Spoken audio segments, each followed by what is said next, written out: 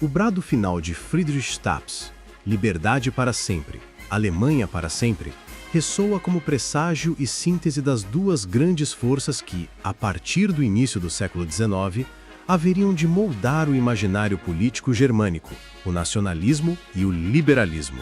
Estas correntes, ainda em estado embrionário à época, germinavam nas entranhas da juventude europeia como resposta à opressão imperial e à fragmentação estatal. O nacionalismo alemão nascente não se reduzia a um simples desejo de independência frente a potências estrangeiras.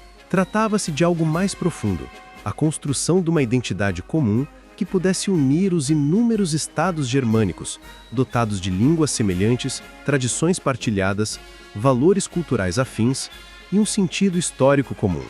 A Alemanha, embora ainda inexistente no mapa, já se desenhava na alma de seus pensadores e poetas. Influenciado pela filosofia idealista de Johann Gottlieb Fichte, o nacionalismo alemão assumiu contornos espirituais. Em seus célebres discursos à nação alemã, proferidos em Berlim de 1807 a 1808, Fichte exortava o povo a reencontrar sua essência através da educação moral e da afirmação da germanidade. Para ele, a nação não era apenas uma realidade geográfica ou política, mas uma comunidade de destino fundada sobre princípios éticos e culturais. Ao mesmo tempo, o liberalismo, herdeiro direto da Revolução Francesa, difundia-se entre os intelectuais, burgueses e jovens universitários. As ideias de soberania popular, direitos civis, liberdade de imprensa, constituições escritas e limitação do poder régio encontravam eco especialmente nas regiões germânicas mais urbanizadas e economicamente desenvolvidas. O liberalismo oferecia uma alternativa moderna ao absolutismo cadente. Entretanto, nacionalismo e liberalismo, embora muitas vezes entrelaçados, não eram sinônimos. O primeiro buscava a unidade nacional com base em raízes culturais e históricas comuns. O segundo pretendia limitar o poder estatal em nome da liberdade individual e da representatividade política. Nem sempre caminhariam lado a lado, e em muitos momentos seriam forçados a fazer concessões um ao outro para avançar. As universidades germânicas tornaram-se então celeiros dessas ideias revolucionárias. Nas Burschenschaften, associações estudantis de caráter nacionalista, cultivava-se o culto aos heróis germânicos, à unidade da pátria e à liberdade. Em 1817, realizou-se em Wartburg uma célebre reunião de estudantes patriotas, onde símbolos da opressão estrangeira e do absolutismo foram queimados, numa espécie de rito político simbólico. Alarmadas com o fervor revolucionário crescente, as monarquias germânicas reagiram com repressão.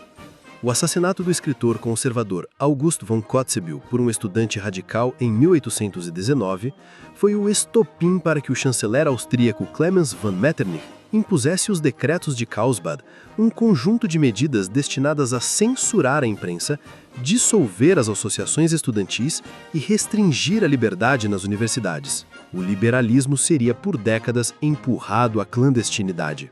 O sistema de Metternich, sustentáculo da chamada Ordem de 1815, pretendia conservar a estabilidade do continente com base na repressão dos movimentos liberais e nacionalistas.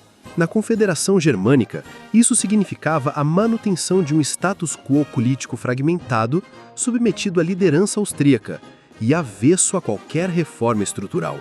A unidade alemã era vista como ameaça à legitimidade dos tronos existentes. Entretanto, sobre a superfície da repressão, novas forças sociais ganhavam corpo.